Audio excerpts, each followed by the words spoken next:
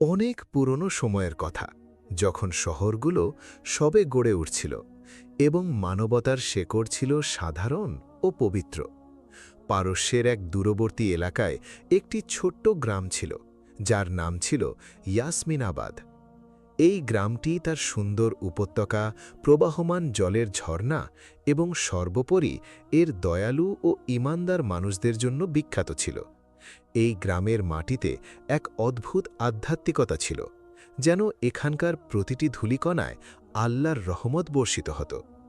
এই ইয়াসমিনাবাদেই এক ব্যবসায়ী বাস করত, যার নাম ছিল আব্দুর রহমান। আব্দুর রহমান তার সময়ের একজন সাধারণ কাপড়ের ব্যবসায়ী ছিল। তার ব্যবসা খুব একটা বড় ছিল না, আর সে শহরের সবচেয়ে ধনী লোকদের মধ্যেও গণ্য হতো না। তার একটি ছোট্ট দোকান ছিল, যেখানে সে মিশর ও সিরিয়া থেকে আনা কাপড় বিক্রি করত।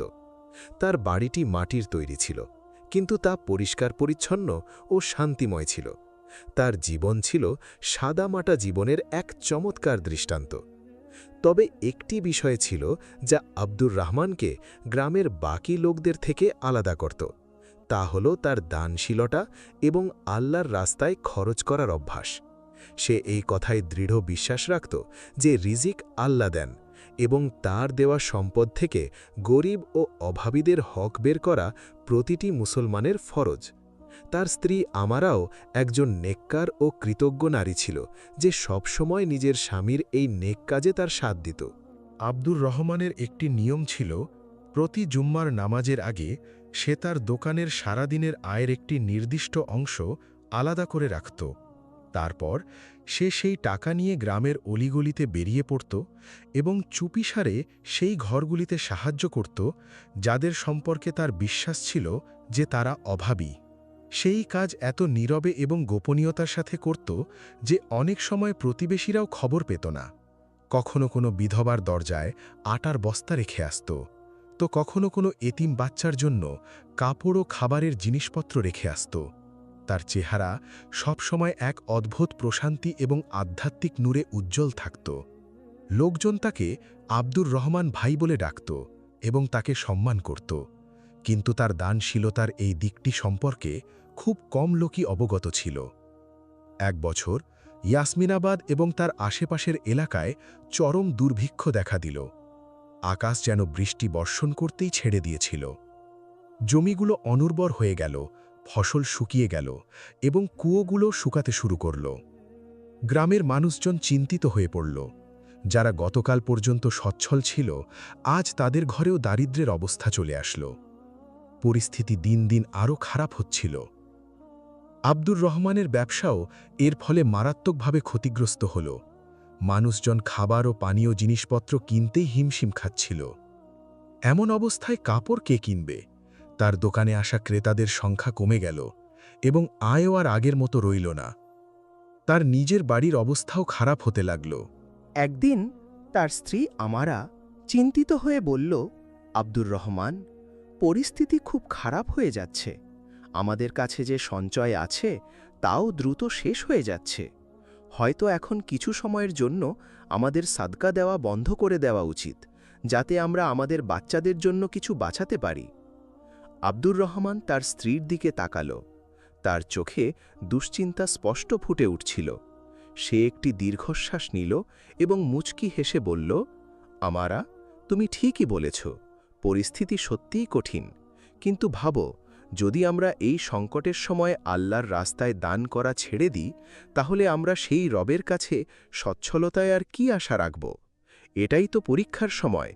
এটাই সময় আল্লাহকে দেখানোর যে তার সত্তার ওপর আমাদের বিশ্বাস কতটা মজবুত। যতদিন আমাদের ঘরে একটি রুটিও আছে, তার অর্ধেক অংশ সেই ব্যক্তির যার কাছে সেটাও নেই। রিজিক কমানো বা বাড়ানো আল্লাহর ইচ্ছার ওপর নির্ভর করে। আমাদের কাজ তো কেবল তার হুকুম পালন করা। আমারা তার স্বামীর এই দৃঢ় ঈমান দেখে চুপ হয়ে গেল। তার চোখে পানি চলে আসলো, কিন্তু এই অশ্রু ভয়ের ছিল না, বরং নিজের স্বামীর এই বিশ্বাসের উপর গর্বের ছিল। সে নিজের মনে মনে আল্লাহ কাছে দোয়া করল, হে আমার রব, আমার স্বামীর এই ঈমানকে নিরাপদে রেখো এবং আমাদের এই পরীক্ষায় অবিচল রেখো। সেই দিনের পর আব্দুর রহমান তার অভ্যাস বদলাল না। বরং সে তার সদকার অংশ আরও বাড়িয়ে দিল। এখন সে তার আয়ের বেশিরভাগ অংশ আল্লাহর রাস্তায় খরচ করে দিত এবং নিজের ঘরের জন্য কেবল ততটুকুই রাখত যাতে কোনো মতে দিন পার হয়ে যায়।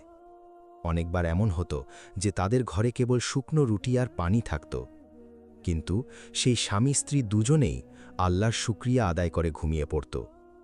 গ্রামের কিছু মানুষ আব্দুর রহমানকে দেখে অবাক হতো, কেউ কেউ তাকে বোকা মনে করত।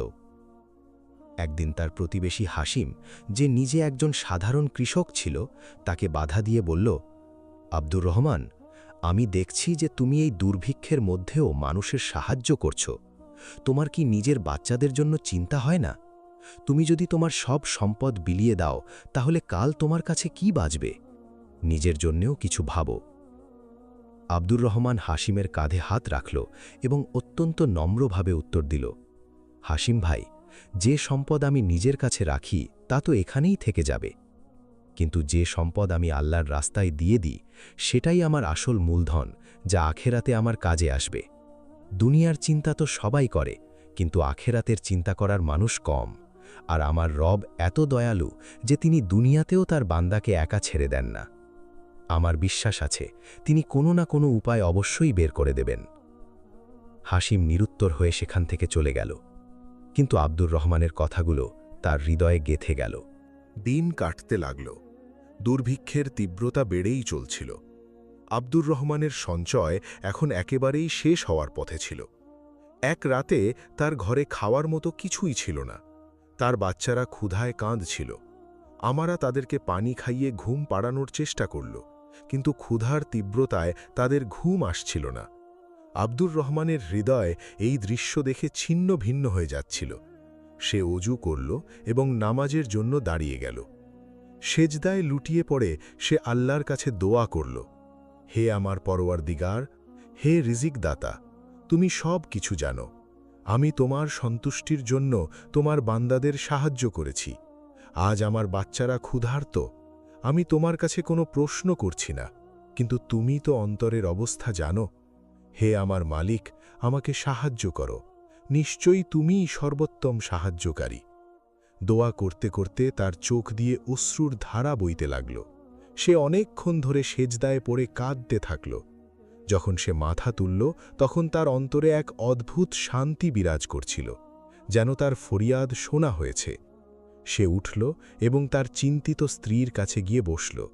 সে আমারার হাত ধরল এবং বলল, চিন্তা করো না আমারা, যে রব সৃষ্টি করেছেন তিনি রিজিকও দেবেন।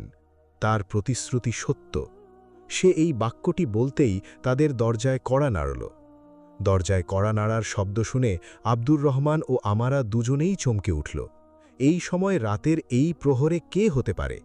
গ্রামে সবাই নিজেদের ঘরে দুর্ভিক্ষের কষ্টে জর্জরিত ছিল। আব্দুর রহমান আমারাকে সান্ত্বনা দিল এবং দরজার দিকে এগিয়ে গেল। তার মনে এক অজানা ভয়ও ছিল এবং এক মৃদু আশাও ছিল। সে দরজা খুলতেই সামনে এক অপরিচিত ব্যক্তিকে দাঁড়িয়ে থাকতে দেখল। সেই লোকটি লম্বা ও শক্তপোক্ত শরীরের অধিকারী ছিল। সে সফরের পোশাক পরিহিত ছিল, যার উপর ধুলোর আস্তরণ জমেছিল, কিন্তু তার চেহারায় এক অদ্ভুত আভিজাত্য ও গাম্ভীর্য ছিল। তার সাথে আরও দুজন লোক ছিল, যাদের হাতে মশাল ছিল, যার আলোয় তাদের পেছনে দাঁড়িয়ে থাকা দুটি উট চোখে পড়ছিল, যেগুলোতে মালপত্র বোঝাই করা ছিল। অপরিচিত লোকটি আব্দুর রহমানকে গভীরভাবে দেখল এবং অত্যন্ত আদবের সাথে জিজ্ঞেস করল, আমি কি জনাব আব্দুর রহমানের সাথে কথা বলছি, যিনি কাপড়ের ব্যবসায়ী? আব্দুর রহমান অবাক হয়ে উত্তর দিল, জি, আমি আব্দুর রহমান। বলুন, আমি আপনার কি সেবা করতে পারি? তার বুক দ্রুত ধুকফুক করছিল। শেষ পর্যন্ত এরা কারা যারা তাকে এভাবে খুঁজতে খুঁজতে তার বাড়ি পর্যন্ত চলে এসেছিল? অপরিচিত লোকটি মুচকি হাসল এবং বলল, আমার নাম খালিদ। আমি বাগদাদ শহর থেকে এসেছি। আমাদের ব্যবসায়ীদের সর্দার জনাব ইব্রাহিম আল বাগদাদি আমাকে আপনার কাছে একটি বিশেষ বার্তা এবং কিছু আমানত দিয়ে পাঠিয়েছেন। বাগদাদের নাম শুনে আব্দুর রহমানের বিস্ময় আরও বেড়ে গেল। বাগদাদের কোনো ব্যবসায়ীর সাথে তার কোনো লেনদেন ছিল না। সে কখনো তাদের সাথে ব্যবসা করেনি।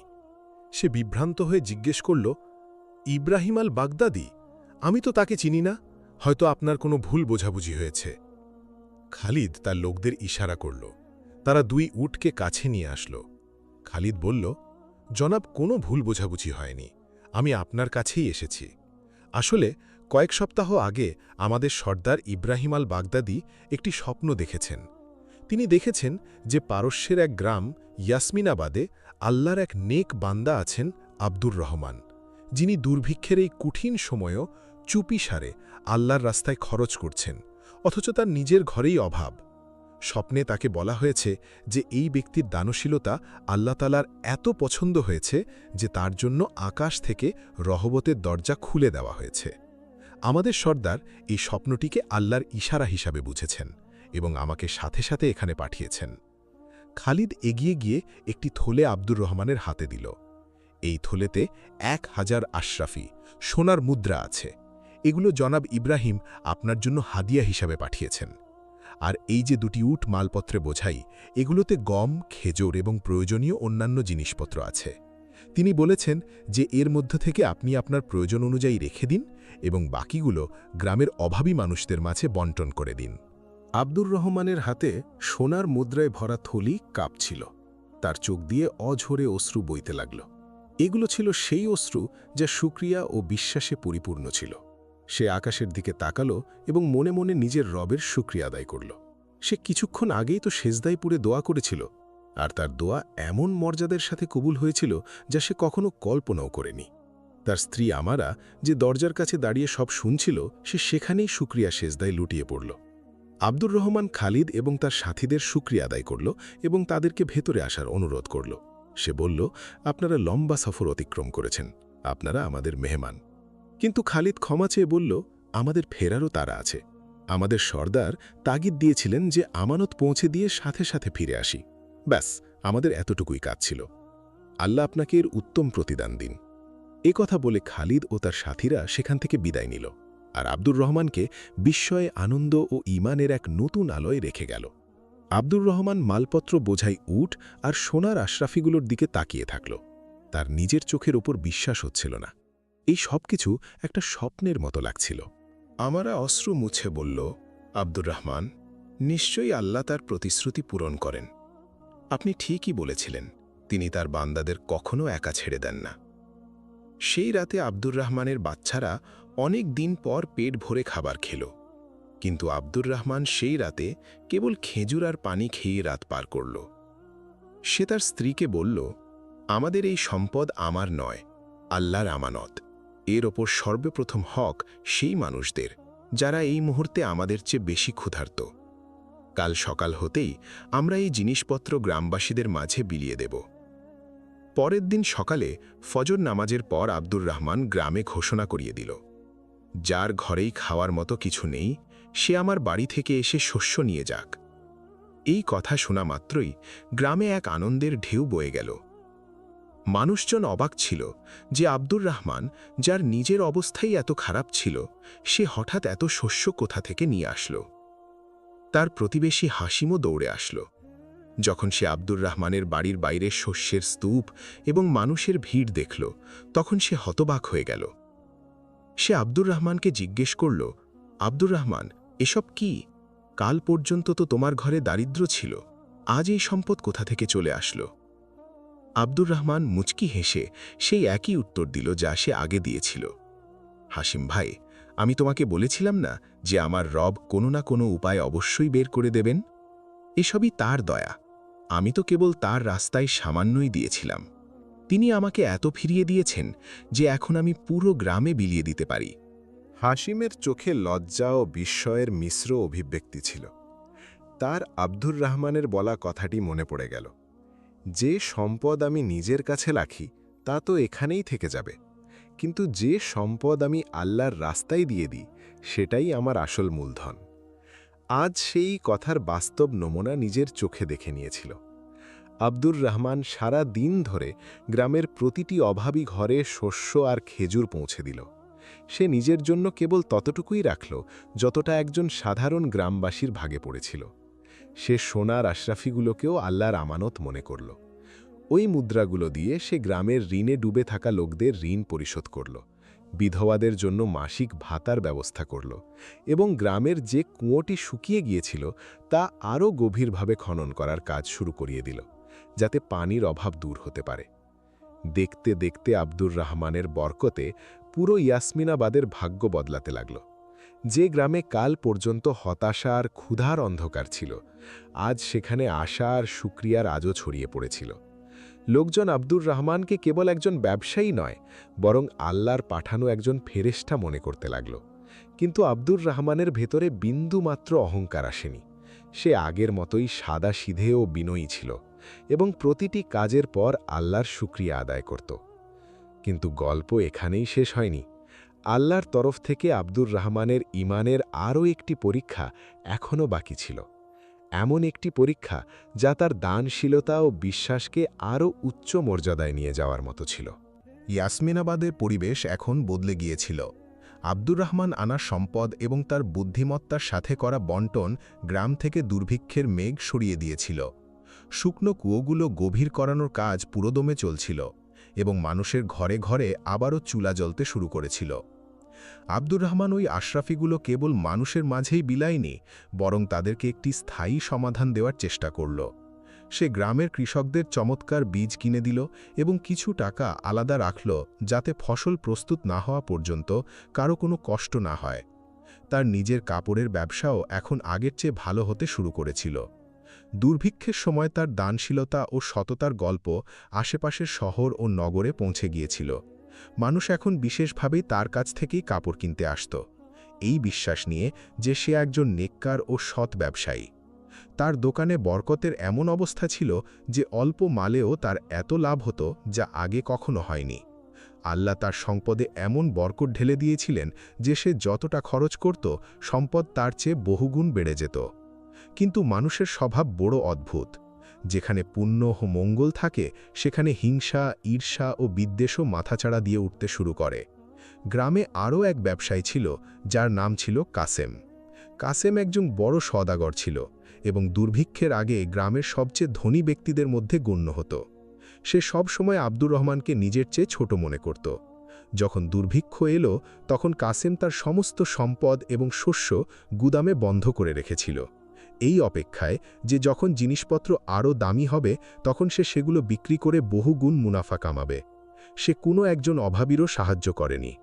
এখন যখন সে দেখল যে আব্দুর রহমান, যাকে সে একজন সাধারণ ব্যবসায়ী মনে করত, সে পুরো গ্রামের হিরো হয়ে গেছে এবং মানুষ তাকে সম্মান করে, তখন তার বুকে অত্যন্ত ঈর্ষা জন্ম নিতে লাগল। তার হৃদয় হিংসার আগুনে জ্বলতে লাগল। তার এটা সহ্য হচ্ছিল না যে আব্দুর রহমানের খ্যাতি তার চেয়ে বেশি হয়ে গেছে। সে সব সময় এই চিন্তায় থাকত যে কিভাবে আব্দুর রহমানকে মানুষের চোখে নিচে নামানো যায়। একদিন কাসিম এক গভীর ষড়যন্ত্র করল। সেই সময় দেশের শাসক বদমেজাজি হলেও ন্যায়পরায়ণ ছিল, যে নিজের রাজ্যে কোনো ধরনের গণ্ডগোল বা বিদ্রোহ সহ্য করত না। বাদশা পর্যন্ত সাধারণ মানুষের পৌঁছনো কঠিন ছিল এবং তার উজির ও উপদেষ্টারা প্রায়ই তার কাছে ভুল খবর পৌঁছে দিয়ে নিজেদের ফায়দা হাসিল করত। কাসিম শহরে গিয়ে বাদশার এক দরবারির সাথে দেখা করল, যে ঘুষখোর এবং লোভী ছিল। সে তাকে অনেক ধন সম্পদ দিল এবং তার কান ভারী করল। সে আব্দুর রহমানের খ্যাতিকে এক ভিন্ন রূপ দিয়ে উপস্থাপন করল। সে দরবারিকে বলল, জনাব, পারস্যের আমাদের এলাকায় ইয়াসমিনাবাদে আব্দুর রহমান নামে এক ব্যক্তি আছে। সে হঠাৎ খুব ধনী হয়ে গেছে। তার কাছে বাগদাদ থেকে সোনার আশরফি ও জিনিসপত্র এসেছে। সে এই সম্পদ দিয়ে গ্রামের মানুষদের কিনে নিচ্ছে। সে তাদের শস্য ও টাকা দিয়ে নিজের দলে টানছে এবং মানুষের মাঝে তার জনপ্রিয়তা বেড়েই চলেছে। আমার ভয় হচ্ছে যে সে লোক জড়ো করে বাদশার বিরুদ্ধে বিদ্রোহ করার প্রস্তুতি নিচ্ছে। তার বাগদাদ থেকে আসা টাকা এই কথার প্রমাণ যে সে শত্রু দেশ থেকে সাহায্য পাচ্ছে। ঘুষখোর দরবারি যখন এত বড় খবর শুনল, যাতে বিদ্রোহ এবং শত্রু দেশের কথা উল্লেখ ছিল, তখন তার চোখে চিকচিক করে উঠল। সে বাদশাকে খুশি করার এবং নিজের মর্যাদা বাড়ানোর একটি সুযোগ পেয়ে গেল। সে কাসিমকে সান্ত্বনা দিল এবং সাথে সাথে এই খবরটি রং চং মাখিয়ে বাদশার সামনে পেশ করে দিল। বাদশাহ, যে আগে থেকেই নিজের সাম্রাজ্যের ষড়যন্ত্র নিয়ে চিন্তিত থাকত, এই কথা শুনে সে রাগে অগ্নিশর্মা হয়ে গেল। এক সাধারণ কাপড়ের ব্যবসায়ীর এত সাহস যে সে তার বিরুদ্ধে ষড়যন্ত্র করছে!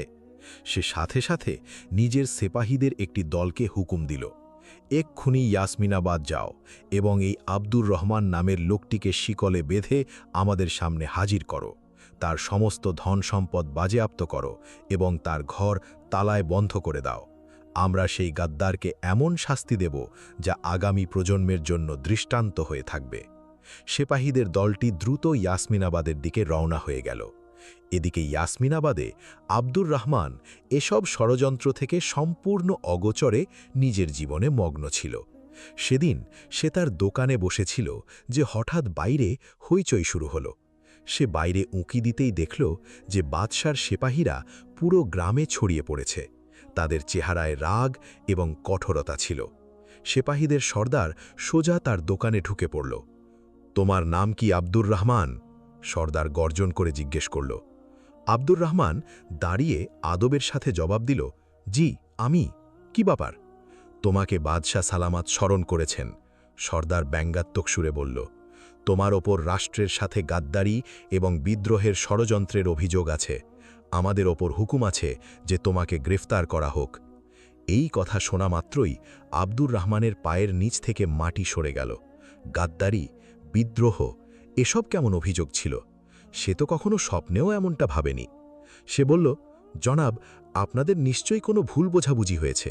আমি একজন সাধারণ ব্যবসায়ী, আমার এসব কথার সাথে কি লেনদেন? কিন্তু সিপাহীরা তার কোনো কথাই শুনল না।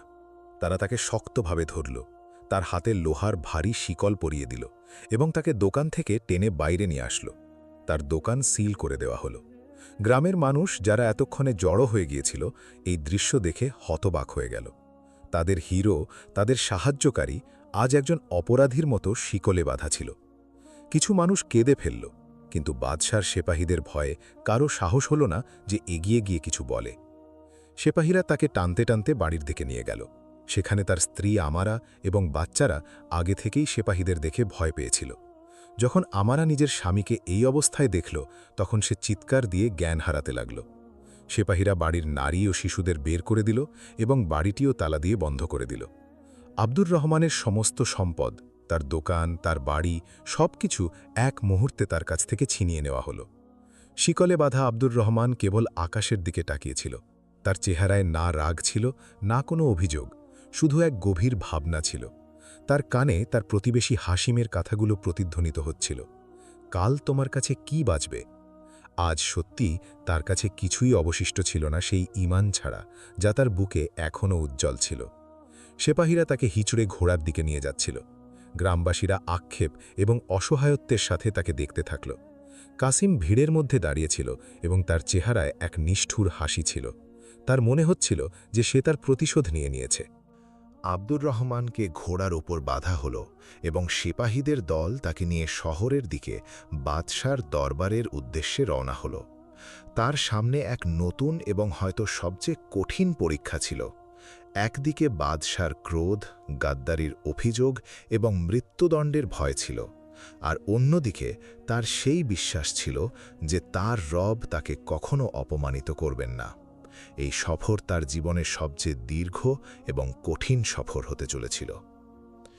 শিকলে বাঁধা আব্দুর রহমান বাদশার সিপাহীদের সাথে ইয়াসমিনাবাদ থেকে বেরিয়ে পড়েছিল। তার গ্রাম, তার বাড়ি, তার সম্মান সবকিছু পেছনে রয়ে গিয়েছিল। সফর লম্বা এবং ক্লান্তিকর ছিল। দিনের প্রখর রোদ এবং রাতের শীত তার শরীরকে ভেঙে দিচ্ছিল, কিন্তু তার অন্তরে এক অদ্ভুত প্রশান্তি ছিল। সে ক্রমাগত তার অন্তরে আল্লাহর জিকির করছিল। তার এই কথায় বিশ্বাস ছিল যে যদি এই পরীক্ষা আল্লাহর পক্ষ থেকে হয়, তবে তিনি এ থেকে বের হওয়ার রাস্তাও তৈরি করবেন। 2 দিনের টানা সফরের পর কাফেলা বাদশার শহর দারুস সালতানাতে পৌঁছাল। এটি একটি জাঁকজমকপূর্ণ শহর ছিল, যেখানে উঁচু ইমারত, চওড়া রাস্তা এবং চারদিকে কোলাহল ছিল। কিন্তু আব্দুর রহমানের জন্য এসব অর্থহীন ছিল। তাকে একজন অপরাধীর মতো শহরের অলিগলি দিয়ে নিয়ে যাওয়া হলো। মানুষ তাকে বিস্ময় এবং ঘৃণার দৃষ্টিতে দেখছিল, যেন সে খুব বড় কোনো গাদ্দার। তাকে শহরের সবচেয়ে বড় কারাগারের বা জেলের এক সংকীর্ণ এবং অন্ধকার কুঠুরিতে বন্দী করে দেওয়া হলো। এটি এমন এক জায়গা ছিল যেখানে সূর্যের আলো খুব কষ্টে পৌঁছাত। মাটি ঠান্ডা এবং স্যাঁতস্যাঁতে ছিল এবং বাতাসে এক অদ্ভুত দুর্গন্ধ ছিল। কুঠুরিতে সে ছাড়াও আরও কয়েকজন বন্দী ছিল, যাদের চেহারা হতাশা এবং অসহায়ত্বের গল্প শোনাচ্ছিল। আব্দুর রহমান কুঠুরির এক কোণায় জায়গা তৈরি করল এবং বসে পড়ল। সে তার অবস্থার উপর চিন্তা করতে শুরু করল। এক মুহূর্তের জন্য মানবীয় স্বভাব অনুযায়ী তার মনে এই খেয়াল আসল, হে আল্লাহ, আমি তোমার রাস্তায় আমার সব কিছু কোরবানি করেছি এবং তার প্রতিদান এই পেলাম যে আজ আমি গদ্দার সাব্যস্ত হয়ে এই কারাগারে পড়ে আছি। আসলে আমার অপরাধ কি ছিল? কিন্তু সাথে সাথেই সে এই খেয়াল তার অন্তর থেকে ঝেড়ে ফেলল। সে ইস্তেগফার পড়ল এবং ভাবল, না, আমার রব কখনো জুলুম করেন না। নিশ্চয়ই এর মাঝেও কোনো হিকমত লুকিয়ে আছে। হয়তো আমার ঈমান এখনও এতটা পরিপূর্ণ হয়নি যে আমি সব অবস্থায় শুকরিয়া আদায় করতে পারি। এই সময়টা অভিযোগ করার নয়, সবর করার। এই ভেবে তার অন্তরে প্রশান্তি চলে আসলো। সে দেখল যে তার সাথের বন্দীরা তাকে অদ্ভুত নজরে দেখছে। তাদের মধ্যে এক বৃদ্ধ বন্দী, যার দাড়ি সাদা হয়ে গিয়েছিল, জিজ্ঞেস করল, নতুন এসেছ? কোন অপরাধ করে এখানে পৌঁছেছ? আব্দুর রহমান নম্রভাবে জবাব দিল, বাবা, আমি কোনো অপরাধ করিনি। আমার উপর বিদ্রোহের মিথ্যা অভিযোগ লাগানো হয়েছে। বৃদ্ধ বন্দী তিক্ততার সাথে হাসল। এখানে সবাই এটাই বলে যে সে নির্দোষ, কিন্তু এই অন্ধকার কুঠুরিতে আসার পর অপরাধী আর নির্দোষের অর্থ পাল্টে যায়। এখানে শুধু অপেক্ষা, আর অপেক্ষার পর মৃত্যু। আব্দুর রহমান সেই বৃদ্ধ বন্দীর চোখের দিকে তাকাল, যেখানে আশার কোনো কিরণ বাকি ছিল না। সে সিদ্ধান্ত নিল যে সে এখানে হতাশা ছড়ানোর পরিবর্তে আশার প্রদীপ জ্বালাবে। সে ওই বন্দীদের সাথে কথা বলা শুরু করল। সে তাদের আল্লাহর রহমতের গল্প শোনাত, নবীদের সবরের ঘটনা শোনাত এবং তাদের বোঝাত যে দুনিয়ার এই বন্দিত্ব অস্থায়ী, আর আসল স্বাধীনতা হল আত্মার স্বাধীনতা। কারাগারের দারোগা, জেলার, যার নাম ফিরোজ ছিল, এক পাষাণ হৃদয় এবং কঠোর মানুষ ছিল। সে বন্দীদের উপর জুলম করতে মজা পেত। যখন সে দেখল যে একজন নতুন বন্দী অন্য বন্দীদের বিভ্রান্ত করার চেষ্টা করছে, তখন তার খুব রাগ হল। সে আব্দুর রহমানকে নিজের কাছে ডাকাল। শুনলাম তুমি নাকি এখানে পীর মুর্শিদ সাজার চেষ্টা করছ? ফিরোজ রাগের সাথে বলল, এটা কারাগার, কোনো খানকা নয়। তোমার এসব বরান বন্ধ করো, নইলে আমি তোমার জিভ টেনে ছিঁড়ে ফেলব। আব্দুর রহমান অত্যন্ত প্রশান্তির সাথে জবাব দিল, জনাব, আমি তো কেবল নিজের এবং এই ভাইদের অন্তরকে সান্ত্বনা দিচ্ছিলাম। হতাশা একটি গুনাহ, এবং আমি চাই না যে আমরা সবাই এই গুনাহে লিপ্ত হই। ফিরোজ তার এই নির্ভীক ভঙ্গি এবং প্রশান্ত চেহারা দেখে অবাক হল। সে আজ পর্যন্ত যত বন্দী দেখেছিল তাদের চেহারায় ভয় এবং আতঙ্ক থাকত, কিন্তু এই ব্যক্তি সম্পূর্ণ আলাদা ছিল। ফিরোজ তাকে ধমক দিয়ে আবার কুঠুরিতে পাঠিয়ে দিল, কিন্তু আব্দুর রহমানের চেহারা তার মাথায় ঘুরতে থাকল। দিন কাটতে লাগল। এটা আব্দুর রহমানের রুটিন হয়ে গিয়েছিল। সে যে শুকনো রুটি এবং পানি পেত, তার মধ্যে থেকেও অর্ধেক তার চেয়ে দুর্বল কোনো বন্দীকে দিয়ে দিত। সে রাতের বেশিরভাগ অংশ ইবাদতে কাটাত। তার নেক সঙ্গের প্রভাব এই হল যে কারাগারের পরিবেশ বদলাতে শুরু করল। যে বন্দীরা কাল পর্যন্ত একে অপরের সাথে লড়াই ঝগড়া করত, এখন একে অপরের খেয়াল রাখতে শুরু করল। যাদের চেহারায় শুধু হতাশা ছিল, এখন সেখানে এক মৃদু আশা দেখা যেতে লাগল। এই পরিবর্তন দারোগা ফিরোজের কাছেও গোপন রইল না। সে চুপিসারে আব্দুর রহমানকে দেখত। সে বুঝতে পারছিল না যে এই ব্যক্তির মধ্যে এমন কি শক্তি আছে যা পাথর হৃদয়ের মানুষদেরও মোম বানিয়ে দিচ্ছে। এক রাতে ফিরোজের যুবক ছেলের শরীর হঠাৎ খুব খারাপ হয়ে গেল। শহরের সব হেকিম জবাব দিয়ে দিল। ফিরোজ নিজের ছেলের অবস্থা দেখে ভেঙে পড়ল। সে দুশ্চিন্তায় কারাগারের এদিক ওদিক পায়চারি করছিল। সেই সময় আব্দুর রহমান তার কুঠুরিতে নামাজ পড়ে দোয়ার জন্য হাত তুলেছিল। তার চেহারায় এত নূর এবং প্রশান্তি ছিল যে ফিরোজের পা সেখানেই থেমে গেল। মনের অজান্তেই ফিরোজ তার কুঠুরির কাছে গেল। যখন আব্দুর রহমান দোয়া শেষ করল তখন ফিরোজ কাঁদতে কাঁদতে বলল, আব্দুর রহমান, তুমি যে রবের ইবাদত করো, তিনি কি আমাকে সাহায্য করতে পারেন? আমার ছেলে মারা যাচ্ছে। আব্দুর রহমান তার দিকে তাকালো। তার অন্তরে ফিরোজের জন্য কোনো ঘৃণা বা রাগ ছিল না, সহানুভূতি ছিল। সে বলল, ফিরোজ, আমার রব শুধু আমার নন, তিনি তো সমগ্র জাহানের রব। তিনি তোমার কথাও শোনেন এবং আমার কথাও শোনেন। তুমি যদি সাচ্চা দিলে তার কাছে চাও, তবে তিনি অবশ্যই তোমার সাহায্য করবেন। ফিরোজ বলল, আমি অনেক দোয়া করেছি, কিন্তু কিছুই হলো না। তোমাকে আল্লাহর নেক বান্দা মনে হয়। খুদার দোহাই, তুমি আমার ছেলের জন্য দোয়া করো। যদি সে সুস্থ হয়ে যায়, তবে আমি সারা জীবন তোমার গোলাম হয়ে থাকব। আব্দুর রহমান বলল, গোলামি শুধু আল্লাহরই করা উচিত। আমি তোমার ছেলের জন্য অবশ্যই দোয়া করব, কিন্তু একটা ওয়াদা করো, যদি আল্লাহ তাকে শিফা দিলেন, তবে তুমি এই নিরপরাধ বন্দীদের ওপর জুলুম করা ছেড়ে দেবে এবং তাদের সাথে নরম ব্যবহার করবে। ফিরোজ সাথে সাথে ওয়াদা করে নিল।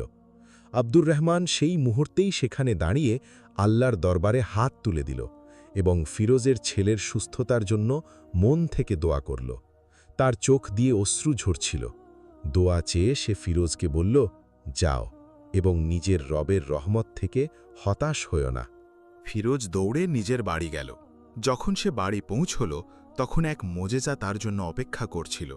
তার ছেলে যে কিছুক্ষণ আগে পর্যন্ত অজ্ঞান হয়ে পড়েছিল, এখন বিছানায় উঠে বসেছিল।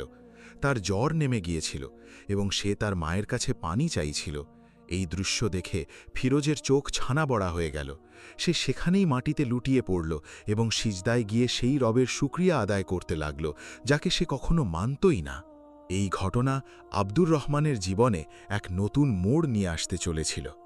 তার ঈমান ও দানশীলতা এখন কারাগারের দেয়াল থেকে বেরিয়ে বাদশার মহলের দিকে সফর করতে চলেছিল, কিন্তু এমন এক ভঙ্গিতে যার প্রত্যাশা কেউ করেনি। দারোগা ফিরোজের ওপর এই ঘটনার এত গভীর প্রভাব পড়ল যে তার পুরো জীবন বদলে গেল। পরের দিন সকালে যখন সে কারাগারে আসল, তখন সে এক নতুন মানুষ। তার চেহারা থেকে কঠোরতা ও জুলুমের বদলে নম্রতা ও ভদ্রতা ফুটে উঠছিল। সে এসেই আব্দুর রহমানকে তার কুঠুরি থেকে বের করল এবং নিজের কামরায় নিয়ে গেল। সে আব্দুর রহমানের পায়ে পড়ার চেষ্টা করল, কিন্তু আব্দুর রহমান তাকে তুলে জড়িয়ে ধরল। ফিরোজ কাঁদতে কাঁদতে বলল, আব্দুর রহমান, আমি অন্ধকারের মধ্যে ছিলাম, তুমি আমাকে আলো দেখিয়েছ। আল্লাহ তোমার দোয়ায় আমার ছেলেকে নতুন জীবন দিয়েছেন। আজ থেকে আমি তোমার খাদেম। হুকুম করো, আমি তোমার জন্য কি করতে পারি?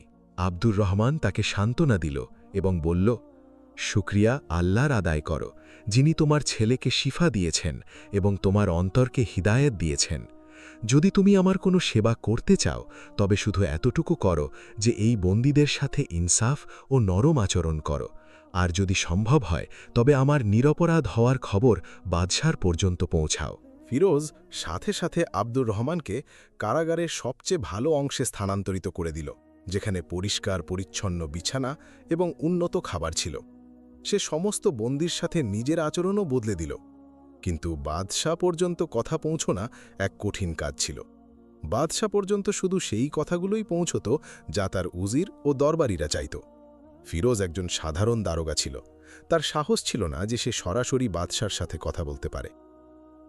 এরই মধ্যে বাদশাহ আব্দুর রহমানের মামলার শুনানির হুকুম দিলেন। তাকে শিকলে বেঁধে দরবারে হাজির করা হল। দরবার ছিল জাঁকজমকপূর্ণ। চারদিকে আমির, উজির ও দরবারিরা নিজেদের শান শওকতের সাথে বসেছিল। বাদশাহ নিজের তখ্তে বসেছিলেন এবং তার চেহারায় ক্রোধের আভাস ছিল। আব্দুর রহমানের বিরুদ্ধে ষড়যন্ত্রকারী ব্যবসায়ী কাসিম এবং ঘুষখোর দরবারিও সেখানে উপস্থিত ছিল। বাদশাহ গর্জন করে জিজ্ঞেস করলেন, তাহলে এই সেই গাদ্দার আব্দুর রহমান যে আমাদের সালতানাতের বিরুদ্ধে ষড়যন্ত্র করেছে? আব্দুর রহমান অত্যন্ত প্রশান্তি ও সাহসিকতার সাথে জবাব দিল, বাদশাহ সালামাত, আমি গাদ্দার নই, একজন সাধারণ ব্যবসায়ী এবং আল্লাহর এক নগণ্য বান্দা। আমার ওপর লাগানো সব অভিযোগ মিথ্যা ও ভিত্তিহীন। ঘুষখোর দরবারি সাথে সাথে বলল, আলমপানা, এ মিথ্যে বলছে। এর কাছে বাগদাদ থেকে সম্পদ এসেছে। এ পুরো গ্রামকে নিজের দিকে করে নিয়েছে। আমাদের কাছে এর বিরুদ্ধে সাক্ষীও আছে। সে কাসিমের দিকে ইশারা করল। কাসিম সামনে এগিয়ে এসে মিথ্যা সাক্ষ্য দিল এবং পুরো কাহিনীকে রংচং মাখিয়ে পেশ করল। বাদশার রাগ আরও বেড়ে গেল। সে জল্লাদকে ডাকার হুকুম দিতেই যাচ্ছিল যে হঠাৎ দরবারে এক ব্যক্তি দৌড়ে প্রবেশ করল। সে ছিল দারোগা ফিরোজ। দরবারের রক্ষীরা তাকে থামানোর চেষ্টা করল, কিন্তু সে তাদের ধাক্কা দিয়ে সোজা বাদশার তখ্তের সামনে পৌঁছে গেল এবং সেজদায় লুটিয়ে পড়ল। আলমপানা, লক্ষ্য করুন, এই ব্যক্তির উপর জুলম হচ্ছে, এ নিরপরাধ, সে চিৎকার করে বলল। দরবারে পিন পতন নীরবতা ছেয়ে গেল। এক সাধারণ দারোগার এই দুঃসাহস যে সে বাদশাহর ফয়সালাকে রুখে দিচ্ছে। বাদশাহর রাগে বললেন, এ কি অভদ্রতা, তোমার সাহস কিভাবে হলো? ফিরোজ মাথা তুলল। তার চোখে না ছিল ভয়, না ছিল দ্বিধা। সে তার ছেলের সুস্থ হওয়ার পুরো ঘটনা শুরু থেকে শেষ পর্যন্ত দরবারে সবার সামনে বর্ণনা করে দিল।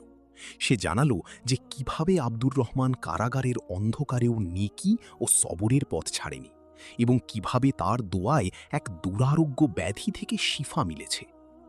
বাদশাহ সলামত, ফিরোজ বলল, আপনি নিজে ভাবুন, যে ব্যক্তি নিজের শত্রুর ছেলের জন্য দোয়া করতে পারে, যার নেকির সাক্ষ্য কারাগারের পাথর হৃদয়ের বন্দীরা দেয়, সেই ব্যক্তি কি দেশের সাথে গাদ্দারি করতে পারে? কখনো না। ইনি আল্লাহর ওলি, আর আমরা সবাই এর উপর জুলুম করছি। আসল ষড়যন্ত্র উনি করেননি, বরং সেই সব লোক করেছে যারা আপনার কাছে মিথ্যা খবর পৌঁছে দিয়েছে। বাদশাহ, যিনি বুদ্ধিমান ও ন্যায়পরায়ণ ছিলেন, ফিরোজের কথা ও তার চেহারার সততায় মুগ্ধ হলেন। তিনি কাসিম ও সেই দরবারির চেহারা ফ্যাকাশে হয়ে যেতে দেখলেন। তিনি ব্যাপারটিতে কোনো কারসাজি অনুভব করলেন। কাকতালীয়ভাবে সেই সময় দরবারে বাগদাদ থেকে আসা এক কূটনৈতিক প্রতিনিধি দলও উপস্থিত ছিল। যখন তারা ইয়াসমিনাবাদ, আব্দুর রহমান এবং ইব্রাহিম আল বাগদাদির উল্লেখ শুনল, তখন তাদের সর্দার সামনে এগিয়ে আসল। সে বাদশাহে অনুমতি নিয়ে বলল, আলমপনা, আমরা এই ব্যক্তিকে চিনি। আমাদের শহরের আমিরুল তুজ্জার জনাব ইব্রাহিম আল বাগদাদি এই নেক মানুষের জন্য হাদিয়া পাঠিয়েছিলেন, কারণ আল্লাহ তাকে স্বপ্নে এর দানশীলতার কথা জানিয়েছিলেন। এর কোনো শত্রু দেশ বা ষড়যন্ত্রের সাথে কোনো সম্পর্ক নেই। ইনি তো আগাগোড়া একজন নেক ও পরেজগার মানুষ। এখন পুরো ছবি আয়নার মতো পরিষ্কার হয়ে গিয়েছিল। বাদশাহ নিজের ভুল বুঝতে পারলেন। তার চেহারা লজ্জা ও রাগে লাল হয়ে গেল। তিনি সাথে সাথে হুকুম দিলেন আব্দুর রহমানের শিকুল খুলে দেওয়া হোক এবং তাকে সম্মানের সাথে আমাদের কাছে আনা হোক। তারপর তিনি কাসিম ও ঘুষখোর দরবারির দিকে ইশারা করলেন, এই দুই মিথ্যাবাদী ও ফাসাদি লোককে গ্রেপ্তার করো। এদের সেই কারাগারেই ফেলে দাও যেখানে এই নিরপরাধ ব্যক্তিকে রাখা হয়েছিল। এদের সমস্ত সম্পদ আব্দুর রহমানের হাতে তুলে দেওয়া হোক। বাদশাহ তখ্ত থেকে নামলেন, নিজে আব্দুর রহমানের কাছে আসলেন এবং তার কাছে ক্ষমা চাইলেন। হে আল্লাহর নেক বান্দা, আমাদের ভুল হয়েছে। আমরা যাচাই না করে তোমাকে কষ্ট দিয়েছি, আমাকে ক্ষমা করে দাও। আব্দুর রহমান সাথে সাথে জবাব দিল, বাদশাহ সালামাত, আমি আপনাকে ক্ষমা করে দিয়েছি। আপনিও মানুষ এবং ভুল হতে পারে। আসল ক্ষমা করার মালিক তো আমার রব। বাদশাহ আব্দুর রহমানের এই মহান ব্যক্তিত্বে এতই মুগ্ধ হলেন যে তিনি তাকে নিজের বিশেষ উপদেষ্টা, স্পেশাল অ্যাডভাইজার নিযুক্ত করলেন। তিনি আব্দুর রহমানের সমস্ত ধন সম্পদ সম্মানের সাথে তাকে ফিরিয়ে দিলেন এবং তাকে শহরে একটি আলিশান বাড়িও উপহার হিসেবে দিলেন। আব্দুর রহমান বাদশার শুকরিয়া আদায় করলেন, কিন্তু তিনি উপদেষ্টার বড় পদ গ্রহণ করতে বিনয়ের সাথে মানা করলেন। সে বলল, আলমপনা, আমি একজন সাধারণ ব্যবসায়ী এবং সেখানেই থাকতে চাই। আমার জায়গা দরবারে নয়, বরং আল্লাহর বান্দাদের মাঝে। বাদশাহ তার এই নির্মোহতায় আরও অবাক হলেন। তিনি আব্দুর রহমানকে সম্মানের সাথে ইয়াসমিনাবাদে ফেরত পাঠালেন। যখন আব্দুর রহমান নিজের গ্রামে ফিরল, তখন পুরো গ্রাম তাকে এমনভাবে সংবর্ধনা দিল যেন কোনো বাদশাহ ফিরে এসেছেন। তার স্ত্রী আমারা ও বাচ্চারা তার দেখা পেয়ে খুশিতে কেঁদে ফেলল। আব্দুর রহমান তার বাকি জীবন আগের মতোই সাদাসিধেভাবে ইবাদত এবং আল্লাহর রাস্তায় খরচ করে কাটালেন। কিন্তু এখন তার দানশীলতার বরকত শুধু ইয়াসমিনাবাদ পর্যন্ত সীমাবদ্ধ ছিল না, বরং পুরো সালতানাতে ছড়িয়ে পড়েছিল। বাদশাহ মাঝে মাঝে তাকে পরামর্শের জন্য ডাকতেন। তার সম্পদে আল্লাহ এত বরকত দিলেন যে সে মানুষের সাহায্য করতে থাকল, কিন্তু তার মালে কখনো কমতি আসলো না। আর এইভাবে এক ছোট ব্যবসায়ী নিজের সত্য ঈমান, সবর এবং সাদকার বরকতে শুধু দুনিয়ার প্রতিটি পরীক্ষায় সফল হল না, বরং সে এটাও প্রমাণ করে দিল যে আল্লাহর রাস্তায় দেয়, আল্লাহ তাকে কখনো নাম নিশানাবিহীন করে মুছে দেন না, বরং তাকে এমন ইজ্জত ও বরকত দান করেন যা মানুষ কল্পনাও করতে পারে না। এই কাহিনী থেকে আমরা এই শিক্ষা পাই যে সদকা ও নেকির পথ শুরুতে কঠিন এবং পরীক্ষায় ঘেরা হতে পারে, কিন্তু এর ওপর অবিচল থাকার ফল সব সময় চমৎকার হয়। আল্লাহ তার নেক বান্দাদের কখনো একা ছেড়ে দেন না। আন্তরিকতার সাথে দেওয়া সামান্য সদকাও আল্লাহর কাছে খুব মূল্যবান, আর আল্লাহ তার বিনিময়ে দুনিয়া ও আখিরাত উভয় জাহানেই অঢেল বরকত ও ইজ্জত দান করেন। প্রিয় বন্ধুরা, আশা করি আপনাদের গল্পটি পছন্দ হয়েছে। যদি গল্পটি ভালো লেগে থাকে তবে আমাদের চ্যানেলকে সাবস্ক্রাইব করে দিন এবং বেল আইকনটি চেপে দিন, যাতে প্রতিটি আগত শিক্ষণীয় এবং নৈতিক গল্প যথাসময়ে আপনাদের কাছে পৌঁছতে পারে। কমেন্টে আপনাদের মূল্যবান মতামত অবশ্যই জানাবেন। ভিডিওটি দেখার জন্য অনেক অনেক ধন্যবাদ। আল্লাহ হাফেজ।